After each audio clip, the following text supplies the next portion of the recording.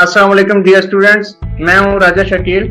इससे पहले हमने न्यूमेरिकल प्रॉब्लम्स की सीरीज एक स्टार्ट की थी एफएससी सेकंड ईयर की फिजिक्स के न्यूमेरिकल प्रॉब्लम्स की हमने एक सीरीज स्टार्ट की थी और प्रीवियस लेक्चर में हमने न्यूमेरिकल नंबर 1 हमने सॉल्व किया था इलेक्ट्रोस्टैटिक्स से रेलेवेंट।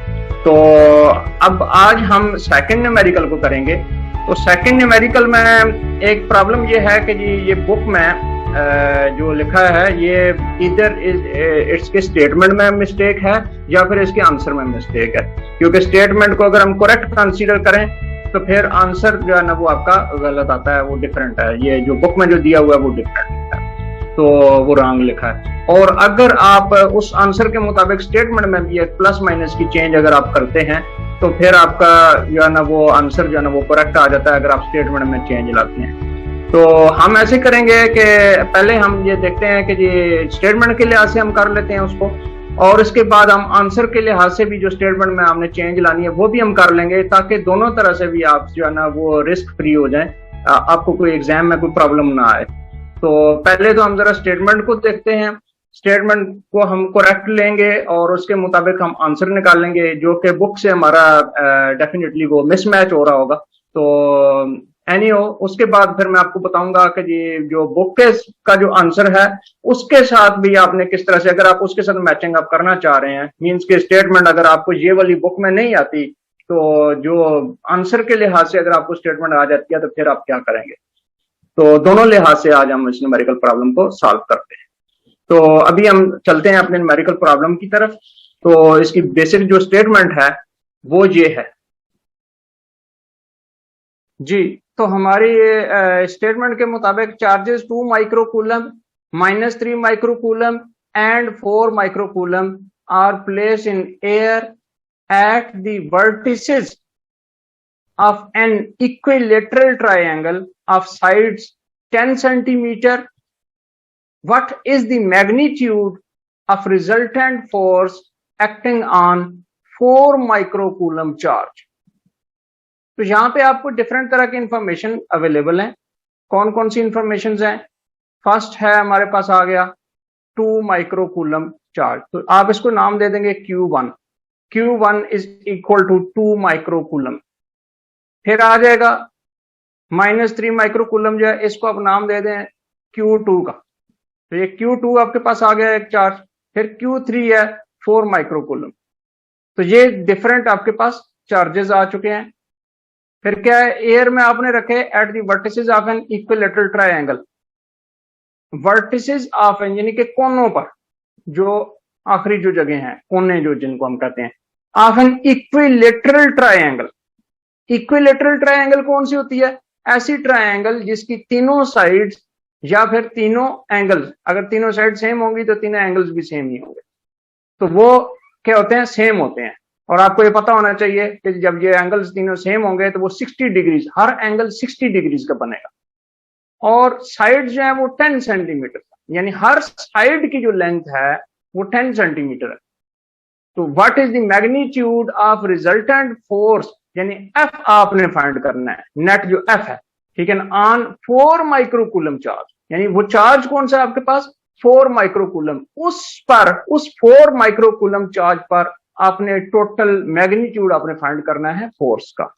तो उसके लिए अब हम प्रोसेस करते हैं, जैसा कि हमने पहले से एनालाइज किया है कि इसमें डिफरेंट तरह की इंफॉर्मेशन अवेलेबल है।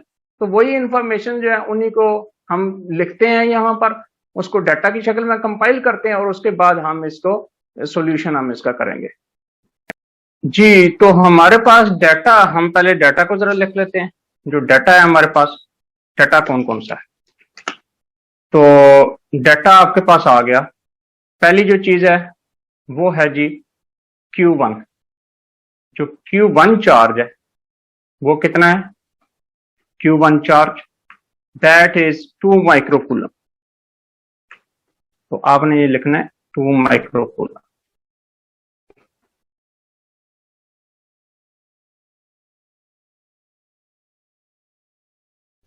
which is equal to 10 power minus 2 multiply 10 power minus 6 coulombs. Second thing is Q2, Q2 कितना है इस स्टेटमेंट के मुताबिक -3 माइक्रोकूलम। और आपको पता है माइक्रो का क्या मतलब है, 10 पावर -6, आगे कूलम है तो you have to write coulomb, तो 10 पावर -6 कूलम। तो ये जो ऊपर वाला चार्ज है Q1 इसको आप बेशक +2 भी लिख सकते हैं, दैट इज मोर बेटर। फिर इसी तरह से Q3 जो चार्ज है वो आपके पास है जी 4 माइक्रोकूलम या फिर +4 माइक्रोकूलम आप इसको कह लें, ये 4 माइक्रोकूलम आपके पास चार्ज हो गया। तो ये जो है तीन चार्जेस आपके पास बन गए, +4 microcoulomb means +4 multiply 10 power -6 Coulomb's. एक तो ये चीज हमारे पास कंपोज हो गई। साथ उन्होंने डिस्टेंस बताया है, सबका डिस्टेंस जो है इक्विलैटरल ट्रायंगल है, डिस्टेंस सबका सेम होगा, that is r and that is 10 centimetre, जो इसमें दिया स्टेटमेंट में that is 10 centimetre which is equal to 10 divide by centimetre. आप इसको मीटर में कन्वर्ट कर दो इन दी SI यूनिट्स। तो ये क्या होता है, आप मीटर में कैसे सेंटीमीटर को कन्वर्ट करते हैं, when it is being divided by 100 से जब आप डिवाइड करते हो तो ये बन जाता है metre, centimetre is converted into metre. ये जैसे हमने 10 को इसको डिवाइड किया 100 से, दिस इज 0.1 मीटर। और आपने अभी फाइंड क्या चीज करनी है वो भी जरा हम नोट कर लेते हैं कि जी टू फाइंड हमने करना है कि मैग्नीट्यूड ऑफ फोर्स, यानी कि सिंपली एफ, यानी वेक्टर एफ आपने नहीं फाइंड करना, कंप्लीट वेक्टर नहीं फाइंड करना, सिंपली एफ आपने फाइंड करनी है। किस पर, किस चीज पर, फोर्स है जो चार्ज 4 माइक्रोकूलम पर, ठीक है ना। किस पर आपने फाइंड करनी है, फोर्स ऑन चार्ज। ये फोर्स कौन से वाली है, फोर्स है जी force on charge 4 microcoulomb. 4 microcoulomb वाला कौन सा है, ये वाला Q3, ठीक है। आप सिंपली Q3 लिख लें या 4 माइक्रोकूलम लिख लें, फोर्स ऑन Q3। इसका अगर मैं आपको कंसेप्ट दूं तो कुछ इस तरह से बनता है कि एक आपने इक्विलेटरल ट्रायंगल पहले कंसीडर करनी है। वो किस तरह से कंसीडर होगी, लेट्स सी, ये हम बनाते हैं जी एक ट्रायंगल, और अपने अंदाजे से आपने ऐसे बनानी है कि इसके तीनों side same, all sides are same. एक ये होगी साइड, फिर इसके बाद दूसरी साइड आपने बनानी है, सेकंड साइड ये हो गया, then you have to make the third side, this is the third side. ये 3 साइडें आपने बना ली इस ट्रायंगल की, इट हैज 3 साइड्स। तो अब आपने ये किया कि इनको अब आपने चार्जेस जो आपको जो बताए गए थे उनके आपने यहां पर नेम्स कर दिए, जैसे कि ये है जी Q1, Q1 कितना है 2 माइक्रोकूलम, ये हो गया Q1। फिर Q2, Q2 आपके पास आ गया -3 माइक्रोकूलम,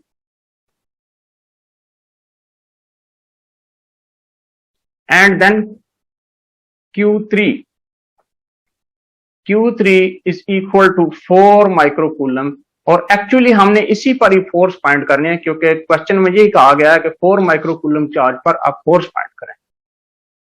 तो इसके लिए अब हम जो है ना कंप्लीट प्रोसीजर करेंगे। तो आप यहां पर ये देख लें कि जो एंगल्स हैं, एंगल्स आपको पता है कि दिस इज इक्विलैटरल ट्रायंगल, तो angles, all angles are 60 degrees, ठीक है, ये ऑल एंगल्स आर 60 डिग्रीज। तो जब ये 60 डिग्रीज पर हैं फिर तो नो प्रॉब्लम, हमें बहुत सारी चीजें इजी हो जाएंगी, क्योंकि हमें सेपरेट सेपरेट एंगल्स निकालने की नीड नहीं रही। अब तो एक तो ये काम हो गया। अब हम थोड़ा सा कुछ एनालिसिस करेंगे कि हम इस प्रॉब्लम को किस तरीके से सॉल्व कर सकते हैं। अगर हम ये देखें कि ये एक चार्ज है Q1, ये Q1 चार्ज है, और ये क्या कर रहा है कि ये फोर्स लगा रहा है Q3 पर, मींस 4 माइक्रोकूलम चार्ज पर, वो कितनी लग रही है। तो लाजमी बात है आप पहले फोर्स को इजी काम ये है कि आप फोर्स को कंपोनेंट्स में डिवाइड कर लें, क्योंकि यहां पर एंगल भी बन रहा है, एंगल जो है 60 डिग्रीज का बन रहा है। तो थीटा जो है ना, यहां पर हमारे पास 60 डिग्रीज है, theta is equal to 60 degrees in every case. जो सबके आपस में जो एंगल्स हैं, दीज आर ऑलवेज 60 डिग्रीज। तो 60 डिग्रीज आपका एंगल बन चुका है। अब आपने ये करना है कि फोर्स, आप ये देखें, ये दोनों ही पॉजिटिव चार्जेस हैं, Q1 भी पॉजिटिव है, Q2 भी Q3 भी पॉजिटिव है, ये दोनों के दोनों पॉजिटिव चार्जेस हैं, और आपने इन्हीं के दरमियान फोर्स ऑफ अट्रैक्शन या रिपल्शन फाइंड करें। अब आप ये जानते हैं कि क्योंकि ये लाइक चार्जेस हैं, तो ये तो रिपल्शन करेंगे। जब ये रिपल्शन करेंगे, Q1 एंड Q3 आपस में एक दूसरे को, ये Q3 पर हम एक्चुअली फोर्स निकाल रहे हैं, तो ये किस तरफ इसको धक्का लगाएगा या किस तरफ इसको पुश करेगा, ये ऐसे इस तरफ अपवर्ड डायरेक्शन में इसको पुश करेगा। तो मैं इसकी डायरेक्शन बना, ये किस तरह से अपवर्ड, अपवर्ड लेकिन एक खास एंगल पर, यानी 60 डिग्री पर इसको पुश करेगा। ठीक है, एक तो ये काम हो गया। अब ये देखेंगे हम कि अगर हम एक्सिस ड्रॉ करें, if we draw any axis ये यहां पर इस Q3 के लॉन्ग, ये एक्सिस अगर ड्रॉ किया तो ये तो एक एक्सिस, ये हॉरिजॉन्टल हो गया। तो अब हॉरिजॉन्टल का क्या है, जब ये हॉरिजॉन्टल है तो ये होगा कि जितना एंगल ये 60 डिग्री था, एक ये वाला एंगल हो गया। तो जब आपने थ्योरम में पहले पढ़ा था मैथमेटिक्स में, वो ये था कि जी ये जब हॉरिजॉन्टल ये वाली लाइन हो जाती है, एक ये लाइन है और एक ये लाइन, दो पैरेलल लाइंस, और इनको जो एक लाइन क्रॉस कर रही होगी ऐसे, जो बीच में से जो गुजर रही है, इसका एंगल इधर से भी अगर जो एंगल होगा, मसलन इसका अब 60 डिग्रीज है, तो यहां पर भी इधर भी आके 60 डिग्रीज ही हो जाएगा, angle will, these two angles will be same. तो इसी बेस पर अब हमने यही काम करना है। क्या करना है, तो वो जो एंगल है वो सेम हो जाएगा उसके। ठीक है, और वो किस तरह से है अभी हम जरा देखते हैं। तो ये आ गया जी, ये भी फिर 60 डिग्रीज, इसी थ्योरम के मुताबिक ये भी 60 डिग्रीज हो गया। और आपको अभी मैंने रीजन बता दिया, ये जो है ना 9th में आपने सबसे पहले जो थ्योरम्स थे उन्हीं में से ये एक थ्योरम था मैथमेटिक्स में। बहरहाल अभी हम देखते हैं फिर ये वाला एंगल कितना बनेगा।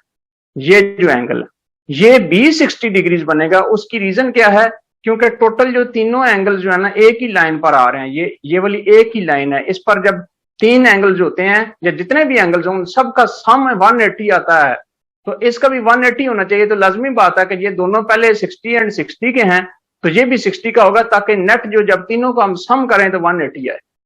बहरहाल ये तो एक लेंथी डिस्कशन थी। अगर आपको ये चीजें नहीं समझ आई तो डोंट बी कंफ्यूज्ड।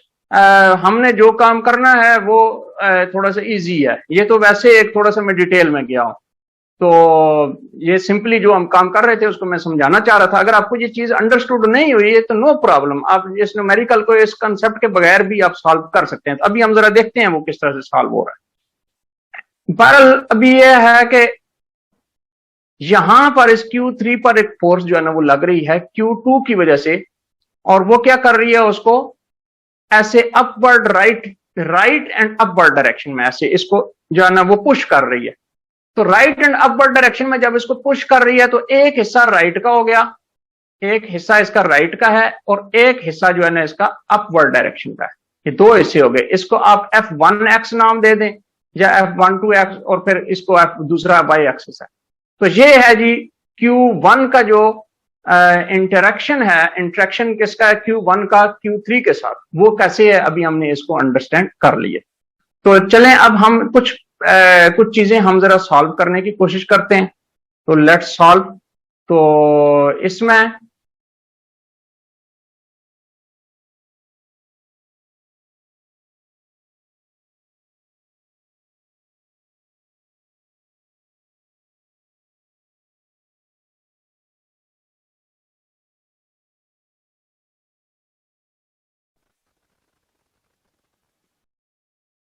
तो ऐसे है कि हमने, क्योंकि नेट फोर्स हमने फाइंड करनी है, तो वही जरा हम देखते हैं कि फोर्स हमने, net force we have to find. F is question mark है ना यहाँ पे। तो एफ हम कैसे फाइंड करेंगे, जब हमें उसके दोनों कंपोनेंट्स पता चल जाएंगे। तो वो बहरहाल हम देखते हैं कि जी किस तरह से होगा। तो सबसे पहले आप ये करें, जो फोर्स है एफ, जो फोर्स है Q1 एंड Q3 के दरमियान, इसको आप फाइंड कर लो। वो कैसे होगा आप फाइंड? ये यानी कि फोर्स कौन सी है जी, आप साथ छोटा सा इसका लिख दें Q1 Q3, या फिर सिंपली 1 3 लिख लें, ये फोर्स 1 3। इसका हम सिंपली मैग्नीट्यूड फाइंड कर रहे हैं।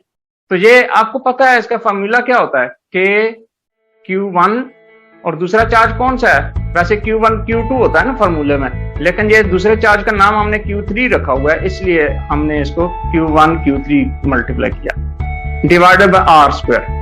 ये है, ये तो F13 जरा आप फाइंड कर लें। इसमें K की आपको वैल्यू पता है, K की वैल्यू कितनी है? 9 cross 10 power 9 newton metre square पर कूलम स्क्वायर। चलें हम इसको नहीं लिखते अभी यूनिट्स को, फिर हम लास्ट में लिखेंगे। बहरहाल आपने आंसर के हमेशा जो है ना, जब भी कोई चीज वैल्यू प्रॉपर निकाल लें उसके साथ लाजमी आप यूनिट लिखा करें। चलें हम इसके प्रोसेसिंग में हम नहीं लिखते, क्यों नहीं लिख रहे? क्योंकि हमें पता है कि सारे ऐसा यूनिट्स हैं। दूसरा आ गया जी 2 माइक्रो कूलम, यानी कि 2 क्रॉस 10 पावर -6 कूलम्स। और फिर Q3 जो है ये 4 माइक्रो कूलम है, यानी 4 क्रॉस 10 पावर -6 कूलम्स। ये चीज आपने फाइंड कर एंटर कर दी। Then divided by are square means 0.1 square, ये भी हो। तो जब आप इसको कैलकुलेटर पे आप जब इसको सॉल्व करेंगे तो आपके पास जो चीज आएगी दैट विल बी 7.2, ये वैल्यू आपके पास आएगी, और ये न्यूटन्स में हो जाएगा। ठीक है, ये ऊपर भी हम न्यूटन लिख लेते हैं। तो ये न्यूटन्स में आपके पास वैल्यू आ गई, F13 is equal to 7.2 Newton's. तो ये तो हमने फाइंड किया किसके लिए? The force of repulsion between किसके? Force of repulsion between charge 1 और 3 के दरमियान। अब हम ऐसे करते हैं कि फोर्स ऑफ अट्रैक्शन हम फाइंड करेंगे किसकी? ये Q3 एंड यानी इसी चार्ज का जो 4 माइक्रोकूलम है, क्योंकि हमने इसी के लिए कैलकुलेशंस करनी है, तो इसी का हम यानी Q3 का हम Q2 के साथ जरा इंटरेक्शन फाइंड करते हैं, यानी इन दोनों का आपस में क्या है। तो आपको पता है इनके दरमियान तो अट्रैक्टिव फोर्स है। बहरहाल अभी हम अट्रैक्शन या रिपल्शन के लिहाज से हम नहीं देख रहे हैं कि जी अट्रैक्ट कर रहे हैं या रिपल्शन कर रहे हैं, बल्कि हम देख रहे हैं कि इनके दरमियान नेट फोर्स की अमाउंट क्या है। तो उसके लिए आप फिर से यही अब देखेंगे कि जी ये क्योंकि ये Q3 है तो ये 3 और दूसरे वाली जो फोर्स है वो 2 चार्ज है वो 2 है, तो 2 और 3 F2 और 3। तो ये आप करेंगे F23 क्या हो जाएगा? K Q2 यानी फर्स्ट चार्ज Q2 है, सेकंड चार्ज Q3 है, डिवाइडेड बाय आर स्क्वायर। तो इसमें आप वैल्यूज एंटर करो। जब आप वैल्यूज एंटर करते हैं this becomes 9 cross 10 power 9 newton metre square पर कूलम स्क्वायर। ये वैल्यूज आपको याद होनी चाहिए, K की वैल्यू आपको याद होनी चाहिए। Q2 कितना है जी? Q2 इज 3 -3 है, बट हम क्योंकि इसका मैग्नीट्यूड एंटर कर रहे हैं तो हम सिंपली 3 इसको एंटर करेंगे, क्योंकि हम प्लस या माइनस में फोर्स नहीं फाइंड कर रहे अभी। ये हम बाद में इसके काम हम ट्रीटमेंट्स करेंगे, अभी ये मैग्नीट्यूड वाइज हम देख रहे हैं। तो 10 पावर -6, फिर इसी तरह से हमारे पास आ गया 7 कौन सा था? 3 का हो गया 4 माइक्रोकूलम का जी। 4 multiply 10 power -6 coulombs divided by are square. R means 0.1 square, 0.1 square. ये भी न्यूटन में है। तो आपके पास ये फोर्स नेट जो है, जब आप कैलकुलेटर पर प्रोसीजर जब इसका करेंगे तो आपके पास ये आ जाएगी जी 10.8 न्यूटन्स। ये आपके पास फोर्स आई जो कि है F23, ये आपके पास फोर्स आ गई F23 लिहाज। ठीक है, 10.8 न्यूटन आपने निकाल ली फोर्स।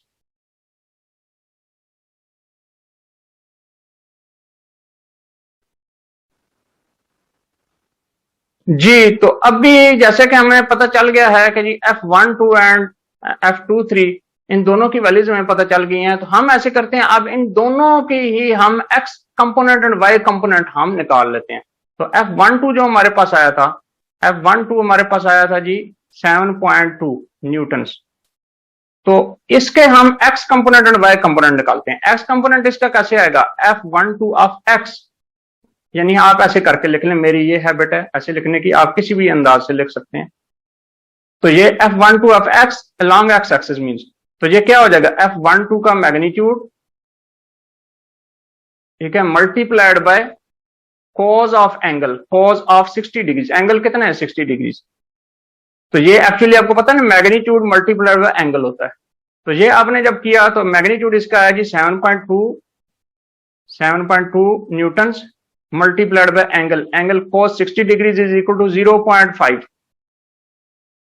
तो ये आपके पास जो वैल्यू आएगी दिस विल बी 3.6 न्यूटन्स। एक तो ये आपकी आ गई एक्स एक्सिस के साथ F12 की वैल्यू आ, फिर इसी तरह से इसी F12 की वैल्यू आप वाई एक्सिस के साथ फाइंड कर लो। और आपको पता है वाई एक्सिस के लिए हम हमारे पास साइन थीटा जो है ना वो इम्पोर्टेंट होता है। तो ये क्या हो जाएगा, यही जो मैग्नीट्यूड है अलोंग द वाई एक्सिस, तो यही मैग्नीट्यूड जो है ये F12 साइन ऑफ 60 डिग्री, पहले कॉस था, एक्स एक्सिस में कॉस होगा और वाई एक्सिस में साइन होगा, तो साइन ऑफ 60 डिग्री। तो ये आ गया आपके पास F12 is equal to 7.2 newtons multiplied by sine of 60 degrees. This is approximately, आप एग्जैक्ट वैसे कर लें, अगर साइंटिफिक कैलकुलेटर आपके पास हो तो एग्जैक्ट करें, बट ये अगर आपको वैल्यू याद रखनी है तो 0.866 अप्रोक्सीमेटली इसकी वैल्यू आती है जी। तो ये वैल्यू आ गई जी 6.2 Newton approximately, this is the value, ठीक है, 6.2 Newton F12 along Y axis. तो ये तो हमने प्रोसीजर कर लिया, किसके लिए, F12 के लिए हमने कर लिया, ये सारा प्रोसीजर हमने किया। अब हम करेंगे F23 के लिए, तो यहीं पर ही हम कर लेते हैं F23 के लिए। आप वैसे पेपर में जन आप आगे लिखें, ये साथ साथ नहीं लिखें, पैरेलल भी आप ऐसे लिख सकते हैं। बहरहाल हम जरा देखते हैं F23 भी इसी तरीके से ही सॉल्व होगा।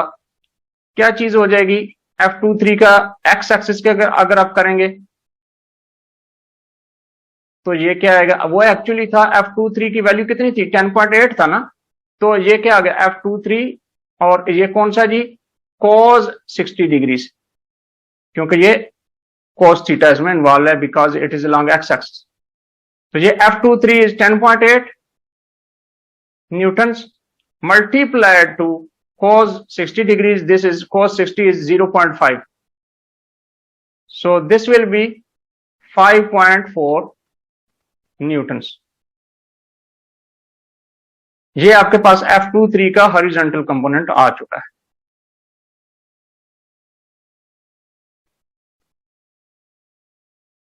फिर इसके बाद आप इसी का वाई एक्सिस फाइंड करेंगे, और उसके लिए क्या है, F23 of Y axis is equal to F23 multiply by sine 60 degrees. हम 60 डिग्रीज हर जगह इसीलिए लिख रहे हैं क्योंकि ये इक्विलेटरल ट्रायंगल थी जिसमें ऑल एंगल्स आर 60 डिग्रीज, और फिर बाद में हमने दूसरे एंगल्स का भी हिसाब लगाया, दोज आर आल्सो 60 डिग्रीज। तो ये 10.8 Newton's multiply by sin 60 degrees, sin 60 degrees is approximately equal to 0.866 इसकी जो वैल्यू है, ठीक है। therefore you get, आपके पास कितनी वैल्यू आएगी, इसकी वैल्यू आ चुकी है F23 ऑफ y की, वो कितनी आएगी 9.4 न्यूटन्स। जब आप इसको 10.8 मल्टीप्लाइड बाय 0.866 करेंगे या फिर डायरेक्टली sin 60 करें तो ये आएगा जी 9.4 न्यूटन्स। ये आपके पास वैल्यू आ गई। तो हम इनको जो है ना सबको मार्क कर लेते हैं। ये वैल्यूज कौन कौन सी इंपॉर्टेंट है, this value is important F23 of y, F23 of x, फिर हमारे पास आ गई F12 of x, this is 3.6, और फिर F12 ऑफ y 6.2 न्यूटन्स। तो अभी हमने नेक्स्ट स्टेप क्या करना है, हमने जो है नेट एफ एक्स फाइंड करना है और फिर हमने नेट एफ वाई फाइंड करना है। वो जरा हम देखते हैं कि किस तरह से फाइंड होगा जी। तो यहां पे हम ये देख सकते हैं कि ये जो F1 and Q1 and Q3 जो हैं, ये दोनों के दोनों ही पॉजिटिव चार्जेस हैं। तो जब ये पॉजिटिव चार्जेस हैं तो ये क्या करेंगे, एक दूसरे को पुश करेंगे, they are pushing away from each other. ठीक है, तो ये इस सिचुएशन में क्या होगा कि हम इसकी फोर्स एक ये आ गई, दूसरी तरफ अगर हम देखें Q3 and Q3 and Q2 जो हैं, ये एक दूसरे को अट्रैक्ट कर रहे हैं क्योंकि ये ऑपोजिट चार्जेस हैं, अनलाइक चार्जेस हैं। तो हो ये रहा है कि Q2 जो है ना, ओवरऑल एक्स एक्सिस के लॉन्ग इसको इस तरफ खींच रहा होगा, लेफ्ट से राइट खींच रहा होगा। ठीक है ना, it is attracting it from left to right. ठीक है ना, लेफ्ट से राइट, क्योंकि वो जो Q3 है ये आप देखें तो इस Q2 के लिहाज से ये लेफ्ट में पड़ा हुआ है, तो लाजमी बात है अट्रैक्ट करके उसको वो राइट साइड पर अपनी तरफ लाने की कोशिश करें। ठीक है, सिमिलरली अब दूसरी तरफ अगर हम देखें Q2 एंड Q3 का आपस में अगर हम कंपैरिजन देखते हैं, अगर हम सिर्फ एक्स एक्सिस के लिहाज से देखें तो ये Q2 जो है, Q1 जो है वो Q3 को ये रिपेल कर रहा है, तो रिपल्शन की डायरेक्शन भी फिर यही हो जाएगी एक्स एक्सिस के लॉन्ग, क्योंकि एक दूसरे से दूर हटना चाह रहे हैं, क्योंकि एक दूसरे के करीब तो नहीं आना चाह रहे, ये दूर हटना चाह रहे हैं। तो फिर क्या होगा, ये Q1 जो है वो Q3 पर इस तरह से फोर्स लगाएगा, लेफ्ट टू राइट फोर्स लगाएगा, यानी पुशिंग फोर्स लगा रहा है, क्योंकि राइट से लेफ्ट होता है तो वो अट्रैक्शन हो रही होती, क्योंकि वो उसमें करीब आते हैं एक दूसरे के। तो ये इन दोनों सिचुएशन में आप देखें Q1 एंड Q3 की जो आपस में जो रिलेशन है वो लेफ्ट टू राइट है, जबकि Q3 एंड Q2 का जो आपस में रिलेशन है वो भी लेफ्ट टू राइट है। मींस के लेफ्ट दोनों के दोनों जो चार्जेस हैं Q1 एंड Q2 वो इस Q3 यानी 4 माइक्रोकूलम वाले चार्ज को लेफ्ट टू राइट पुश कर रहे हैं। तो ऐसे हालात में क्या हो जाएगा, दोनों का नेट रिजल्ट जो है वो कंबाइन हो जाएगा, क्योंकि दोनों एक ही डायरेक्शन में उसको धक्का लगा रहे हैं, तो they are pushing it in the same direction. तो फिर एक्स एक्सिस के लॉन्ग जो नेट जो फोर्स होगी वो क्या हो जाएगी, दोनों जो फोर्सेस हैं, पहली हमारी फोर्स थी F13 along x axis, जो अभी हम सिर्फ x axis के साथ ऐड कर रहे हैं ये सिंपली, और दूसरी जो फोर्स है वो है F23 along x axis, और अभी हमने इनकी वैल्यूज हमने just now we have found these values. ठीक है, वो अभी हमने पुट कर देनी है। तो F13 along x axis की जो वैल्यू आपके पास आई है, तो जो F13 की जो वैल्यू है along x axis this is 3.6 Newton, और जो F23 की जो वैल्यू है along x axis this is 5.4 Newton. तो दोनों को जब आप ऐड करोगे this will become a 9 Newton. तो x एक्सिस के लॉन्ग जो नेट जो फोर्स थी इस चार्ज 4 माइक्रोकूलम पर, दिस इज 9 न्यूटन। एक तो ये आपके पास जो है ना मेन आंसर का एक शक्ल आपके पास आ चुकी है। अभी हम दूसरा फाइंड करेंगे, Fy अभी अब हम फाइंड करते हैं जी। तो अभी हम कैलकुलेशन करेंगे Fy के लिए। तो Fy जो है वो कितना है, Fy इज इक्वल टू, अब यहां पर हमें थोड़ा सा मजीद थिंकिंग करनी पड़ेगी कि y एक्सिस के लिए हम क्या करेंगे। तो y एक्सिस के लिए आप देखें कि मींस y एक्सिस का मतलब है कि जी ऊपर या नीचे की डायरेक्शन में कितनी फोर्स लग रही है, मींस के लेफ्ट राइट हम नहीं देख रहे हैं, x एक्सिस के साथ नहीं देख रहे हैं, y एक्सिस के साथ देख रहे हैं। तो y एक्सिस के साथ जो है ये जो Q1 है ये Q3 पर आपको पता है ये पुशिंग फोर्स लगा रहा है, यानी इसको अगर हम कहें कि ये इसको नीचे घसीट रहा है या ऊपर ला रहा है, ऊपर फेंक रहा है इसको, तो आप ये देख सकते हैं क्योंकि इन दोनों के दरमियान रिपल्शन है तो ये Q2 इसको अपवर्ड इसको धक्का लगाएगा। ठीक है ना, it is pushing it away from itself, तो ये ऊपर की तरफ इसको लेकर जाने की कोशिश कर रहा है। जबकि दूसरा जो Q2 जो चार्ज है, Q2 चार्ज तो नेगेटिव है, तो ये क्या करेगा, इसी Q3 को ये ऊपर की तरफ नहीं बल्कि इसको नीचे की तरफ लाने की कोशिश कर रहा है, मींस डाउनवर्ड लाने की कोशिश कर रहा है। तो ये जो दोनों फोर्सेस हैं, एक फोर्स इसको ऊपर धक्का लगा रही है, रिपेल कर रही है अपवर्ड, दूसरी जो है इसको डाउनवर्ड लाने के लिए जो है ना वो कोशिश कर रही है। तो एक्चुअली ये दोनों की दोनों फोर्सेस एक दूसरे का इफेक्ट कैंसिल करने की एक जो है ना एफर्ट में है। तो ऐसी सिचुएशन में क्या होगा कि हम ये करेंगे कि ये दोनों फोर्सेस को अब हम ऐड नहीं करेंगे बल्कि सब्ट्रैक्ट करेंगे। क्योंकि एक दूसरे को इफेक्ट को ये कैंसिल कर रही हैं। तो पहली जो आ गई है F13 ऑफ y, ये आ गई, इसको हम अपवर्ड को हम पॉजिटिव कंसीडर कर लेते हैं, ठीक है, ये लॉन्ग y एक्सिस, और दूसरी जो है ना वो डाउनवर्ड है, इसीलिए हम इसको माइनस कर देते हैं। F23 वाली जो है ना, क्योंकि वो डाउनवर्ड आ रही है, वो इसको ओपोज कर रही है, तो ओपोजिशन की वजह से फिर क्या हो गया, ये दोनों फोर्सेस क्योंकि एक दूसरे को ओपोज कर रही है, इसलिए नेगेटिव साइन आ गया। तो अब जब नेगेटिव साइन है, अब हम इनकी वैल्यूज को देखते हैं कि वैल्यूज इनकी कितनी कितनी है। जो हमें पहले जो थी क्या 6.2 थी एक की, और दूसरे की 9.4, तो 6.2 Newton, F13 is 6.2 Newton minus 9.4 Newton, ये दोनों की दोनों एक दूसरे से सब्ट्रैक्ट हो रही हैं, और आफ्टर सब्ट्रैक्शन जब आप करेंगे तो this will be minus 3.2, this value is minus 3.2 Newton's. तो एक ये आपके पास, यानी आपके पास एक तो Fx की पहले से वैल्यू आ चुकी थी, now you have got the value of Fy, तो Fy की भी आपके पास वैल्यू आ चुकी है। तो दोनों का आप नोट कर लें। अब हम फाइनल निकालेंगे कि कितनी फोर्स है, अमाउंट ऑफ फोर्स नेट कितनी है। तो उसके लिए हम क्या करेंगे कि आपको पता है, आपने फर्स्ट ईयर में ये चीज पढ़ी, फर्स्ट ईयर में आपने ये पढ़ा था क्या चीज, वेक्टर्स वाले चैप्टर में, कि जो नेट जो फोर्स होती है वो क्या होती है, या आप पाइथागोरस थ्योरम भी आप इधर उसको भी कह सकते हैं, वो भी सेम बात है, ये पाइथागोरस थ्योरम यही है, Fx square plus Fy square whole square root.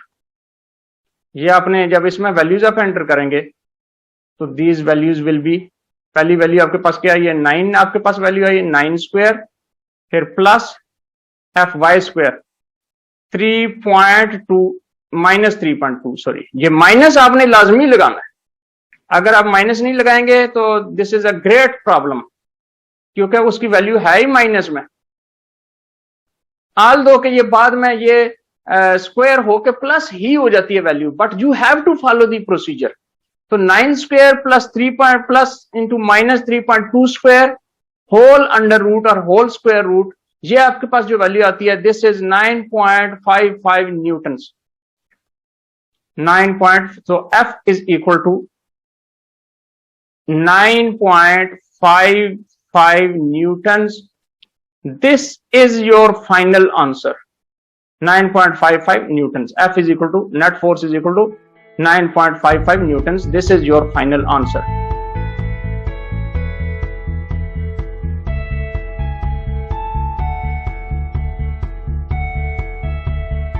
जी, तो जैसा कि मैंने आपको बताया था कि इसमें क्वेश्चन में अगर उसको हम मैच करें आंसर के साथ तो फिर हमें क्वेश्चन में एक चेंज लानी पड़ेगी, और वो ये है कि जी आप चार्ज Q2 जो है ना इसको आप चेंज कर लें, जैसा कि यहाँ पर शो हो रहा है, ये Q2 is equal two plus 3 microcoulomb आप कर लें। पहले हमने जो बुक के मुताबिक है वो माइनस 3 माइक्रोकूलम है, तो आपने इसको प्लस 3 माइक्रोकूलम आपने कंसिडर करना है। So this is plus 3 multiply 10 power minus 6 Coulomb's, ये जहाँ पे मैंने इसको सर्कल किया हुआ है ये आप देख सकते हैं।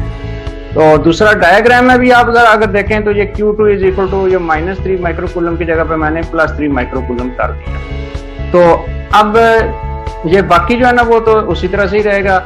F13 वो आपका 7.2 ही आएगा, F23 10.8 ही आएगा, क्योंकि हमने इसमें तो मैग्नीट्यूड फाइंड किए हैं, हम प्लस माइनस नहीं देख रहे हैं।